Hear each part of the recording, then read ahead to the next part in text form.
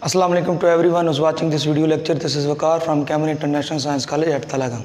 Welcome to all the student classroom training इस video lecture में मैं उम्मीद करता हूँ इससे पहले जितने भी लेक्चर मेरी तरफ से या वाजिद साहब की तरफ से डिलीवर किए गए हैं वो आपने यकीनन अच्छी तरह से देखे होंगे, यकीनन उनको अच्छी तरह से समझा होगा और यकीनन उनको अपनी नोटबुक के ऊपर दर्ज किया होगा। डियर स्टूडेंट, आपने कोई भी लेक्चर स्किप नहीं करना, whether it is delivered by me और sir Wajid. Both sections are very important. Grammar का सेक्शन है, ये टेक्स्ट का सेक्शन है, दोनों आपके लिए बहुत अहम है क्योंकि दोनों का पढ़ाया जाना और पढ़ा जाना बहुत ज़रूरी है। जब तक आप चीज़ों को फोकस नहीं करोगे तब तक आप कामयाब नहीं हो सकते। आप एक दूसरे से हेल्प ले सकते हैं, यानी ग्रामर के पोर्शन से टेक्स्ट के लिए हेल्प और टेक्स्ट के पोर्शन से ग्रामर के लिए है। तो ये हैंड बाय हैंड है, एक दूसरे के साथ हैं, मिले हुए हैं। इनमें से किसी एक को आप ये नहीं कि आप छोड़ दें और दूसरे को प्रेफर कर दें, no. Both sections are very important for your English study, आपके लिए बहुत ज़रूरी है। राइट नाउ आज हमारा जो टेंस है वो है फ्यूचर कॉन्टीन्यूस। मैंने आपको बताया था मेरी एक हैबिट में शामिल है, पहले indefinite, present indefinite, past indefinite, फिर फ्यूचर इंडेफिनेट। आज हम पढ़ रहे हैं, उसके बाद मैंने कॉन्टीन्यूस शुरू किए, उसके अंदर हमने प्रेजेंट कॉन्टीन्यूस, उसके बाद हमने पास्ट कॉन्टीन्यूस, आज हमारा है फ्यूचर। इससे रिलेटेड पहले एक चीज़ बता दूं जो इंतहाई इंटरेस्टिंग है, जस्ट एक्टिव। ये बड़ी प्रॉब्लम है कि अक्सर लोग मैंने देखा है, कई बार ऐसे देखा है कि वो इसका पैसिव बना देते हैं। तो नेटिव स्पीकर जब कहते हैं कि नहीं है तो फिर नहीं है, उसमें हमें अपनी टेक्निक इस्तेमाल नहीं करनी। हमारी जो ज़बान उर्दू है या पंजाबी है, जो हम जानते हैं, वो जो हमने बता दिया है वही है। अरबिक लैंग्वेज है जो सबसे वसी है, दुनिया में सबसे वसी ज़बान। देखिए हमारे लिए एक के लिए एक, जमा के लिए दो हो जाएं, तीन हो जाएं, सिर्फ जमा इस्तेमाल होता है। लेकिन अरबी के अंदर दो के लिए और है, दो से ज़्यादा के लिए और है। यानी एक के लिए आद का लफ्ज़ इस्तेमाल होता है, दो के लिए कलमतीन का लफ्ज़। यानी फॉर एग्ज़ाम्पल कलमा, कलमतीन और कलम, यानी वहाँ पे तीन कैटेगरीज़ हैं। हमारे यहाँ इंग्लिश के अंदर सिर्फ दो कैटेगरीज हैं, तो वो बहुत वसी ज़बान है। तो जो रूल उन्होंने दिए हैं we just have to follow them. We can not put our ideas in those rules and regulations. We are bound to use those rules and regulations because we are not native speaker of that particular language. हम उसके native speaker नहीं, हम उर्दू के native speaker हैं, हम पंजाबी के speaker हैं। तो जो पंजाबी के अंदर हम यूज़ करते हैं वो गोरा अगर यूज़ करने की कोशिश करेगा, अपना कुछ टच देने की कोशिश करेगा तो अच्छा नहीं लगेगा। तो जब नेटिव स्पीकर ने कह दिया है कि फ्यूचर कॉन्टीन्यूअस का जस्ट एक्टिवाइज होता है, पैसिवाइज नहीं होता, तो then we are going to follow them, not we are going to put our ideas on those rules and regulations. ठीक है, ये आपने ध्यान करना है। जो नेटिव स्पीकर ने कह दिया हमने उस पर अमल करना है, हम उसके अंदर अपनी अमेंडमेंट तब्दीलियाँ नहीं ला सकते। तो याद रखिएगा फ्यूचर कॉन्टीन्यूअस का जस्ट एक्टिवाइज होता है, पैसिवाइज नहीं होता। इसकी पहचान रहा होगा, रही होगी, रहे होंगे। कॉन्टीन्यूअस की पहचान होती है रहा, रही, रहे। तो आगे फ्यूचर था तो रहा होगा, रही होगी, रहे होंगे। मेन वर्ब का होना ज़रूरी है। मैं पहले प्रेजेंट इंडेफिनिट से पहले भी मैंने स्टार्ट में बताया था आपको कि जब तक मेन वर्ब नहीं होगा फ़िक्रा आप उसको टेंसेस के माध्यम से नहीं बना सकते। ठीक है, तो जब तक मेन वर्ब नहीं है तो वो टेंसेस के अंदर, इन टेंसेस के अंदर जुमला नहीं आता। फेल मजबूरन, no, I have already told you that the person who is performing an action he should not be compelled. उसको मजबूर ना किया जाए, वो उसको मजबूर ना किया गया हो। ठीक है, he have not been compelled और फोर्स्ड, बल्कि वो काम आराम से कर रहा हो। तो कंपल्शन, मजबूरी भी नहीं होनी चाहिए। तो ये आपके सामने identity, I think you must have understand this identity, you must have understood this identity. आपको ये समझ आ गई होगी। नाउ अब इसकी क्वेश्चन क्या है? सबसे पहले dear student, with every subject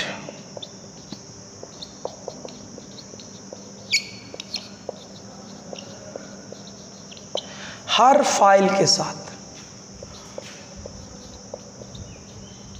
will be आएगा, will प्लस be।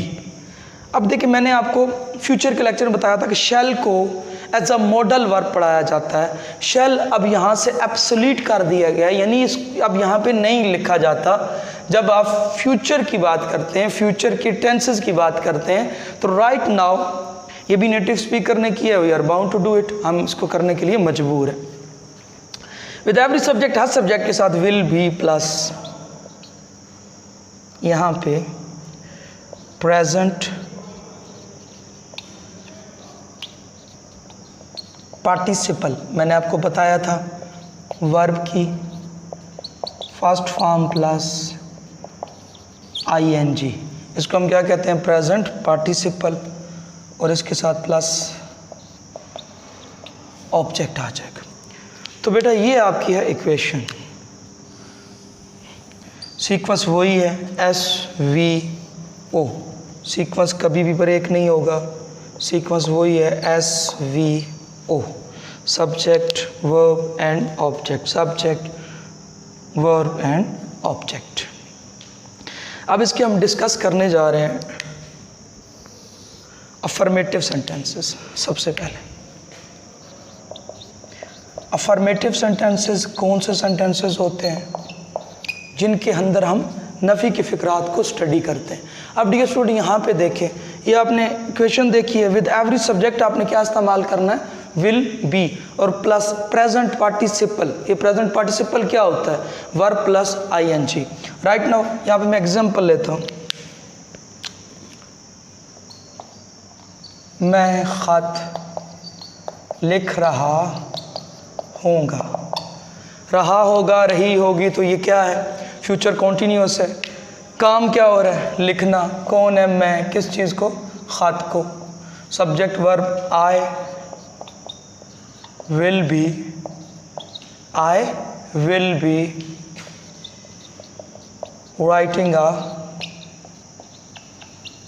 लेटर, मैं खत लिख रहा हूँगा। इसके स्क्रीनशॉट लें, फिर इसको मैं अरेंज करता हूँ, फिर तरतीब से फिर दोबारा लिखते हैं।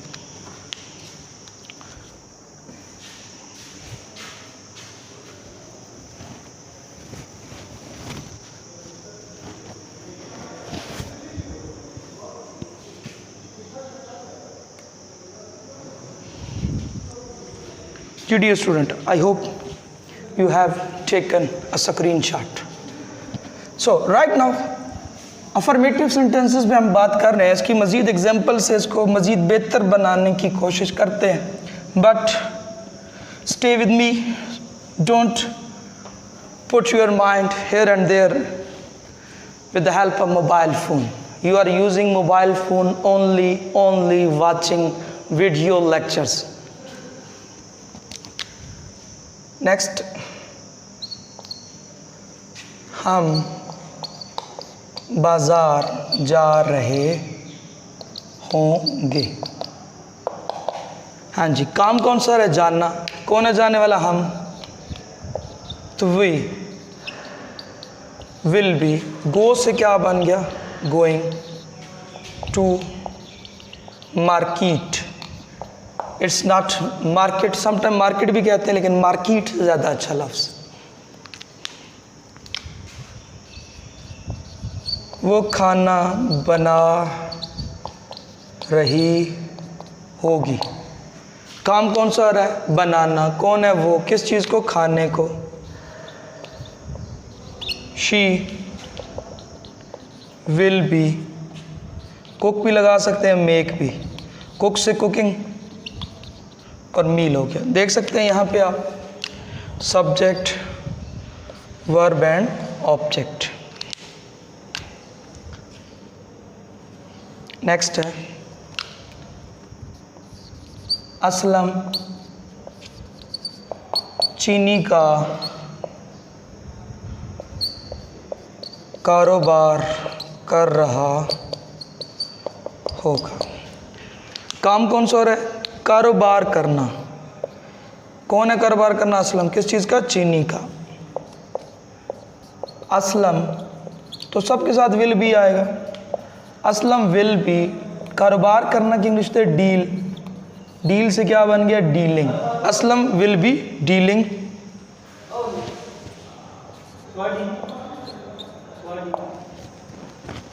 Aslam will be dealing sugar, Aslam चीनी का कारोबार कर रहा होगा।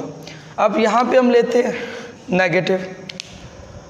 नेगेटिव सेंटेंसेस के अंदर हम क्या करेंगे, just will plus not plus be. ये नहीं कि विल बी नॉट आप कर दें, बल्कि क्या होगा, विल नॉट बी। विल के बाद आप क्या लगाओगे, नॉट। इसी को बना देते हैं we will not be going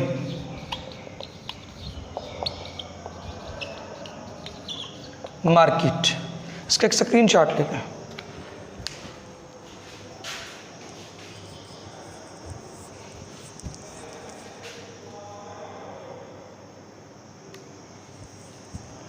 ji dear student, ले चुके हैं। अब इसको बनाते हैं। जस्ट आपने क्या करना है, विल के बाद डियर स्टूडेंट आपने नॉट को पुट कर देना है। शी विल, बाकी कोई तब्दीली नहीं। She will not B cooking या मेकिंग मी। नेक्स्ट, असलम चीनी का कारोबार नहीं कर रहा होगा, तो नेगेटिव बनेगा Aslam will not be dealing sugar. तो ये डियर स्टूडेंट आपका नेगेटिव का पोर्शन भी हो गया क्लियर। इसका एक स्क्रीनशॉट ले लें।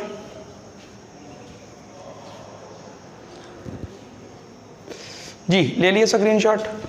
अब हम इसके last portion but not least, जिसे हम इंट्रोगेटिव के नाम से जानते हैं। आई have already told you that the correct pronunciation of this word is interrogative, not interrogative. You can listen this pronunciation in Oxford Dictionary, which is also available on Play Store. Next है interrogative, जिसे हम उर्दू में कहते हैं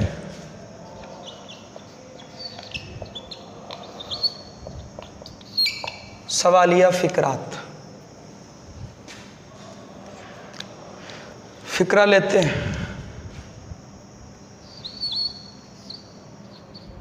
क्या वो खत लिख रहा होगा, क्वेश्चन मार्क, सवालिया आ गया। अब इसका हम सवालिया बनाते हैं। अब सवालिया के अंदर इक्वेशन क्या होगी, will plus subject plus be. यानी आप विल को उठाओगे और डियर स्टूडेंट सब्जेक्ट से पहले लिख दोगे। अब इस जुमले में विल को हम स्टार्ट पे ले आएंगे, यानी मतलब सब्जेक्ट से will he be, will he be, बाकी सारा वही रहेगा। Writing a letter, will he be writing a letter. फिर एक और जुमला लेते हैं, क्या हम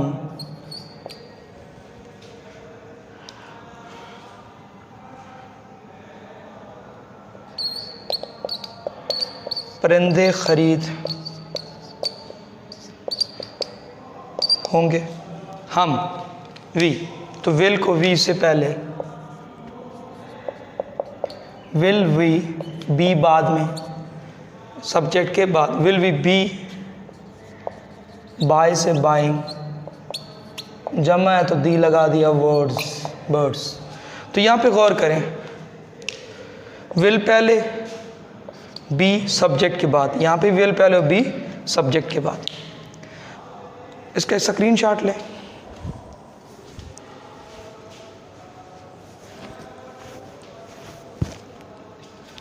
तो डियर स्टूडेंट, आपने देखा कि कैसे हमने फ्यूचर कॉन्टिन्यूस को स्टडी किया, और मैं पहले बता चुका हूँ फ्यूचर कॉन्टिन्यूस का there is only active voice, कोई पैसिव वॉइस मौजूद नहीं होता। मैं उम्मीद करता हूँ ये लेक्चर आपने अच्छी तरह से समझा होगा, इसको स्किप नहीं किया होगा और इसको यकीनन अपनी कापियों के ऊपर दर्ज करने की कोशिश करेंगे। As you know very well कि 20 के बाद आपके एग्ज़ाम प्लान किए जा रहे हैं और इंशाल्लाह आपके पेरेंट्स की मदद से वो एग्ज़ाम लिए भी जाएंगे और उनको वापस दे के आपको हाथ भिजवाए, उनके हाथ से आपको जो है वो भिजवाए भी जाएंगे और फिर वो आपसे ख़ुद ही बात करेंगे कि आप कितना पढ़ रहे हैं घर में या कितना नहीं। अब आप यहाँ पे होते तो फिर हम कहते, वो हमें आके कहते कि आप कितना पढ़ा रहे हैं, तो हम फिर आप उनको बताते। अब उन्होंने हमें बताना है कि आप कितना पढ़ रहे हैं। So it's up to you and up to your parents. Bye, अपना ख्याल रखिएगा।